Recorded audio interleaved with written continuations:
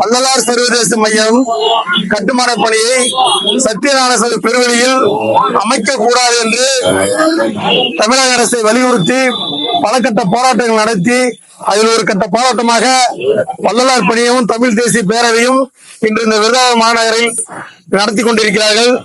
நான் பார்வைவரம் கிராமத்தை சார்ந்தவன். என் கிராம முன்னோர்கள் வள்ளலார் கொள்கையை 19ஆம் நூற்றாண்டில் ஏற்றுக்கொண்டு கிட்டத்தட்ட 81 காணி நிலம், 81 காணி நிலம், கிட்டத்தட்ட 107 ஏக்கர் 73 சென்ட். ஒரு காணின்றது 133 சென்ட், கிட்டத்தட்ட 107 ஏக்கர் 73 சென்ட் நிலத்தை வள்ளலார் கொள்கையை ஏற்றுக்கொண்டு என் கிராம முன்னோர்கள் இனாமாக கொடுத்திருக்கிறார்கள். அப்படியே தானெல்லாம் கிடையாது, இனாமாக அந்த நிலத்துக்காக எந்தவித தொகையும் பெறாமல் எந்த பிரதிபலனும் பெறாமல் தான் சொந்த செலவில் கிரயம் பண்ணி கொடுத்திருக்காங்க. கிட்டத்தட்ட 107 ஏக்கர். இப்ப பாத்தீங்கன்னா அந்த பெருவெளின்றது பெருவெளியா தான் இருக்கணும்னு நம்ம கிட்டத்தட்ட 100 ஆண்டுகளுக்கு மேலாக போராட்டம் நடத்திக்கிட்டு இருக்கோம். ஏன்னா கிட்டத்தட்ட மாச பூசத்திலே குறைந்தபட்சம் 25,000 இருந்து 50,000 மக்கள் வந்து அங்க கூடுவாங்க. தைப்பூசத்திலே குறைஞ்சது 10 லட்சம் பேர்கள் கூடக்கூடிய அந்த இடத்தில் கட்டுமான பணியை மேற்கொண்டால் மக்களுக்கு இடையூறாக இருக்கும். அதனால் மாற்று இடம் என்னன்னு கேட்டீங்கன்னா, ஆக்கிரமிப்பு செய்யப்பட்ட இடம், தனிநபர்களால் ஆக்கிரமிப்பு செய்யப்பட்ட இடத்தை தமிழக அரசு அகற்றி அந்த இடத்தில் அந்த கட்டுமான பணியை மேற்கொள்ளலாம் என்பதுதான் என் கிராம முன்னோர்களுடைய எண்ணமும். அதுதான் அந்த கோரிக்கை தான் நாங்க முன்வச்சு கிட்டத்தட்ட 10 ஆண்டுகளுக்கு மேலாக அந்த ஆக்கிரமிப்பு செய்யப்பட்ட இடத்தை அகற்ற சொல்லி பல கட்டங்களாக போராட்டம் நடத்திக்கிட்டு இருக்கோம். இன்னைக்கு வந்து நீதிமன்றமே அதை நேரடியாக தலையிட்டு அந்த ஆக்கிரமிப்பை அகற்றுவதற்கான நடவடிக்கை மேற்கொண்டிருக்குது. அந்த நீதியரசர்களுக்கு இந்த கூட்டத்தின் வாயிலாக மனமார்ந்த நன்றியையும் கிராம சார்பாக தெரிவித்துக் கொள்கிறேன். 1878 இந்த தமிழக அரசு மறுநிலை பண்ணும்போது 106 ஏக்கர் இருந்திருக்கு 1878. அதுக்கப்புறம் 1919 ரீசர்வே பண்ணிருக்காங்க. அப்பயும் 107 ஏக்கர் இருந்திருக்கு. 1975 ரீசர்வே பண்ணும்போது 106 ஏக்கர் இருந்திருக்கு. 75க்கு அப்புறம் தான் தனிநபர்கள் வந்து பட்டா மாத்தி இன்னைக்கு கிட்டத்தட்ட 37 ஏக்கர் தனிநபர் வசம் இருக்கு. எத்தனை ஏக்கருங்க? 37 ஏக்கர். அந்த 37 ஏக்கர் கிட்டத்தட்ட 500 கோடி ரூபாய் மதிப்பு. எவ்வளவுங்க? இப்ப வடலூர் வந்திருப்பீங்க. வடலூர்ல சர்வசாதாரணமாக ஒரு சென்ட் 20 லட்சம் ரூபாய்னாலும் ஒரு ஏக்கர் 20 கோடி ரூபாய். இந்த 37 ஏக்கர் நம்ம பாத்தீங்க கிட்டத்தட்ட 600 கோடி ரூபாய் சொத்தை இன்னைக்கு தனிநபர்கள் ஆக்கிரமிப்பித்து கட்டடங்களாகவும் வீடுகளாகவும் ஆஸ்பத்திரியா இருந்துட்டு இருக்கு. அதை அகற்றணும் தான் இன்னைக்கு அரசே வந்து சொல்லிருக்கு. ஆக்கிரமிப்பு அகற்றி அந்த இடத்துல கட்டணும்ன்றதா நம்மளுக்கு வந்து கோரிக்கை. ஏன்னா வள்ளலார் கொள்கை வந்து உலகம் முழுவதும் பரவ வேண்டும் என்று எந்த மாற்று கருத்து இருக்கா சன்மார்க்க நண்பர்களுக்கு? கிடையாது. ஏன்னா வள்ளலார் கொள்கையை சன்மார்க்க நண்பர்களுக்கு எந்த கருத்து கிடையாது.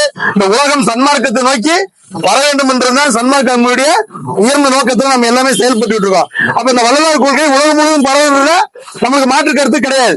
ஆனால் உலகம் முழுவதும் பரவட்டும். ஆனா வள்ளலாருடைய தத்துவத்தை சிதைக்கும் வகையில் வள்ளலாருடைய தத்துவத்தை சிதைக்கும் வகையில் தமிழக அரசு செயல்படக்கூடாது அந்த போராட்டம். வேற என்ன? வள்ளலாருடைய தத்துவத்தை அந்த பெருவெளி வந்து பெருவெளியா இருக்கட்டும். இந்து சமய அறநிலையத்துறை என்ன சொல்லிருக்கு? 72 ஏக்கர் எங்க கட்டுப்பாட்டுல இருக்கின்ற அந்த 72 ஏக்கர் அப்படியே இருக்கட்டும். அந்த ரோட்டுக்கு வடப்புறத்துல உள்ள கட்டடத்தெல்லாம் அகற்றி அங்க நீங்க கட்டுங்க கட்டுமான பணிய. அது எங்களுக்கு எந்த மாற்று கருத்தும் கிடையாது. ஏன்னா வள்ளலார் அந்த இடம் வந்து ஒரு வளர்ச்சியை அடையணும். அந்த வளர்ச்சிக்கு தகுந்த மாதிரி வள்ளலார் கொள்கை சன்மார்க்கம் பரவணும்ன்றதுதான் எங்களுடைய கருத்து. எல்லா சன்மார்க்கங்களுடைய கருத்து அதுதான். புரியுதுங்களா? இப்ப பார்வையர் மக்கள் இப்ப வந்து நீங்க அதாவது பல செய்தித்தாள்லாம் பார்த்திருப்பீங்க. நாங்க கிட்டத்தட்ட வந்து அந்த குழியில இறங்கி போராட்டம் பண்ணி எங்க பேர்ல ஒரு 20 பேர்ல வந்து பிணையில் வராத வழக்கு இருக்கு. அது நம்ம முருகனும் இருக்காரு. இன்னைக்கு நாங்க ஜாமீன்ல தான் இருக்கு அந்த வழக்குல வாங்க முருகன். அந்த பாறையோர மக்கள் இறங்கி களத்தில் இறங்கி போராட்டம் பண்ணதுக்கு அப்புறம் தான் இதனுடைய திசையே திரும்பிச்சு. அதுக்கப்புறம் தான் எல்லாருடைய கவனமும் இருந்துச்சு. இன்னமும் பாறையோர மக்கள் அந்த பெருவெளியில் எந்த கட்டுமான பணியும் வரக்கூடாதுன்றதுல நாங்க முக்கியமா இருக்கோம். அதுல எந்த மாற்று கருத்தும் கிடையாது. பெருவெளியா தான் இருக்கணும். அதுல வந்து எந்த கட்டணம் கட்டுறது எதுவும் கட்டுறது. இப்ப நீங்க பாத்தீங்கன்னா நீதிமன்றம் சொல்லியிருக்கு. அதுல வந்து அந்த பள்ளத்துல ஏதாவது வந்து தண்ணி உள்ள ஏதாவது உயிர் சேதம் ஏற்படும், அதை வந்து பாதுகாக்கணும்னா ஷீட் போட்டு அடைச்சிருக்காங்க. அந்த நீ போய் பாத்திருக்கீங்களா? ஷீட் போட்டு அடைச்சதுக்கு அப்புறம் உடனே வந்திருக்கீங்களா? ஷீட் போட்டு அடைச்சதுக்கு அப்புறம் அந்த இடம் எவ்வளவு ஆக்கிரமிப்பு பாத்தீங்களா? ஏதாவது பெருவெளி தெரியுது, திடல் தெரியுதா? பாத்தீங்களா? ஃபுல்லா கோயில் மட்டும்தான் தெரியுது. அதே கட்டடமா இருந்தா அது எப்படி தெரியும் உங்களுக்கு? சபையே தெரியாது. புரியுதுங்களா? நீ என்ன பண்ணு, அந்த ஆக்கிரமிப்பு செய்யப்பட்ட இடத்தை எடுத்து அங்க எந்த கட்டடம் வேணாலும் கட்டு. நம்ம அதை வேணான்னு சொல்ல, அந்த பெருவெளியாக இருக்கட்டும் நான் சொல்றான். இப்ப நீதிமன்றம் என்ன பண்றீங்கன்னா, அந்த பி சைட்டுன்னு ஒண்ணு இருக்கு. ஏ சைட்டு பி சைட்டுன்னு என்ன பிரிச்சிருக்காங்க. அந்த பி சைட்டு என்னன்னா பெரிய டெப்போ இருக்கு தெரியுங்களா? பெரியார் போகும்போது பாத்தீங்கன்னா தந்தை பெரியார் பணிமனை ஒண்ணு இருக்கும். அதுக்கு எதிர்த்தாப்புல தேவநிலையத்துக்கு சொந்தமா ஒரு 10 ஏக்கர் இடம் இருக்கு. அங்கதான் என்ன பண்றாங்க, முதியோரெல்லாம் அந்த மருத்துவமனை எல்லாம் கட்டிட்டு இருக்காங்க. அதுக்கு மட்டும் அனுமதி கேட்கறாங்க. அங்க கட்டுறதுக்கு அனுமதி கேட்கறாங்க. அதையும் நம்ம அனுமதிக்க கூடாது. ஏன்னு கேட்டீங்கன்னா, இந்த அதுல நீங்க கட்டுமான பணியை நீங்க நம்ம அனுமதிச்சுட்டா இந்த ஆக்கிரமிப்பு இருக்கிறது கவனம் செலுத்தாது. தமிழக அரசு கவனம் செலுத்த மாட்டாங்க.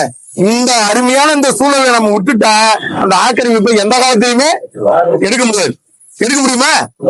நீங்க பாத்துருக்கீங்களா இந்த ரோட்டுக்கு வரப்போ எப்படி எவ்வளவு பெரிய கட்டணம் இருக்குன்னு? எடுக்கவே முடியாது. இன்னைக்கு அவங்க எல்லாம் சேர்ந்து ஒரு கூட்டம் போட்டுட்டு இருக்காங்க. அந்த இடத்துல கட்டணம் கட்டணம் இன்னைக்கு ஒரு கூட்டம் போடுறாங்க. நம்ம யாரையும் குறை சொல்லல. நம்மளுக்கு என்னன்னா, என் கிராம மக்கள் வள்ளலாருடைய கொள்கைக்கு தான் இடத்த கொடுத்தாங்க தவிர எந்த தனிநபருக்கும் அரசு பயன்பாட்டுக்கோ கொடுக்கல. அது வள்ளலாருடைய தனிநபர் சொத்து. அது வேற யாரும் அதுல ஏதோ அரசுக்கு சொந்தமான புறம்போக்கு இருக்கோ அரசு நிலமா எதுவுமே கிடையாது. எல்லாமே தனிநபர் சொத்து. அந்த தனிநபர் சொத்து என்னன்னா வள்ளலாருக்கான சொத்து தான் அது.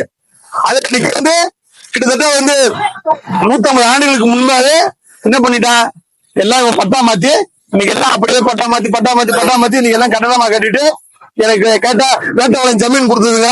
கிருபானந்த வாரியார் வாரிசு நல்லா சிந்தித்து வர கிருபானந்த வாரியாருக்கும் இருக்கா? இன்னைக்கு எப்படிலாம் ரெக்கார்டு கிரியேட் பண்றாங்க. கிருபானந்தருடைய மூதாதையர்களுடைய இடமா அது. வேட்டவளன் ஜமீன் கொடுத்ததுங்கிறான்.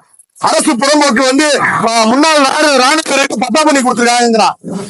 இப்ப இதெல்லாம் கேட்கும் போது அந்த கிராமத்தை சார்ந்த என் போன்ற மக்கள் இப்ப வந்து அந்த கிராமத்தை சார்ந்தவர் தான் அவரு பார்வைக்காக எங்களுக்கு வேதனையா இருக்கு. வள்ளலாருக்காக கொடுக்கப்பட்ட இடத்தையும் நம்ம பாதுகாக்கணும். வள்ளலார் கொள்கை பாதுகாக்கிறதா நீங்க வந்தீங்கன்னா என் கிராம மக்கள் உங்களுக்கு என்னைக்குமே உறுதுணையாக நாங்க இருப்போம். நாங்க இன்னைக்கு 3 பேர் வந்திருக்கோம் நினைக்காதீங்க. நாங்க என்ன 3 பேர் தான் அங்க இருந்து வந்திருக்கோம் நினைக்காதீங்க.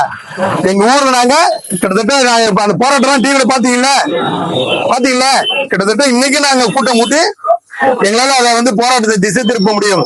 இருந்தாலும் இது வந்து நீதிமன்றத்தில் வந்து அது நடந்துகிட்டு இருக்கு. நம்ம எதுவுமே பண்ண வேணாம். இன்னைக்கு வந்து நீதிபதியே சொல்லியிருக்காரு, மக்கள் இது அதிக ஆர்வம் காட்டலன்னு சொல்லிருக்காரு. அந்த வார்த்தையை பாத்தீங்களா?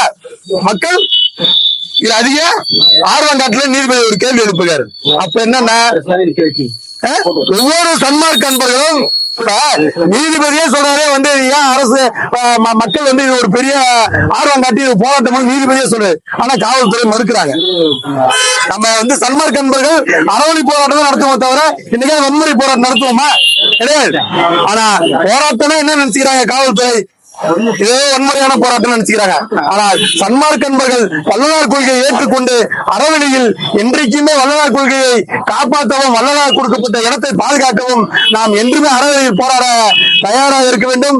இந்த கூட்டத்தினராக நீங்க எந்த அரசியல் கட்சி நீங்கள் இந்த கொள்கையை எடுத்து முன்னெடுத்தாலும் பார்வையாள மக்கள் உங்க உறுதுணையாக இருப்பார்கள். நீங்க நோட்டீஸ்ல போடும்போது பார்வையாள மக்கள் போடுங்க. வள்ளலார் அன்பர்களும் போராடினாங்க, பார்வையாளர் கிராம மக்களும் போராடினாங்கன்னு போடுங்க.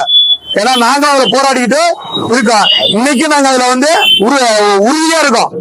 எங்களுக்கு மெயின் என்னன்னா ஆக்கிரமிப்பு செய்யப்பட்ட இடத்தை வெளியேற்றணும்.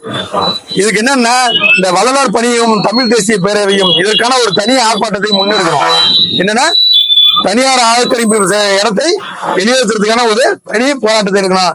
அது வந்து நம்ம வந்து நடத்தி இந்த தமிழக அரசுடைய கவனத்தை திசை திருப்பி இந்த சூழலை விட்டு அவர் எப்பயுமே அந்த இடத்தை எடுக்க முடியாதுன்னு சொல்லி இந்த வாய்ப்பு வழங்கிய தெய்வத்தமிழ் பேரவைக்கும் வள்ளலார் பணியத்துக்கும் மீண்டும் ஒரு நன்றி கூறி விடைபெறுகிறேன். நன்றி, வணக்கம்.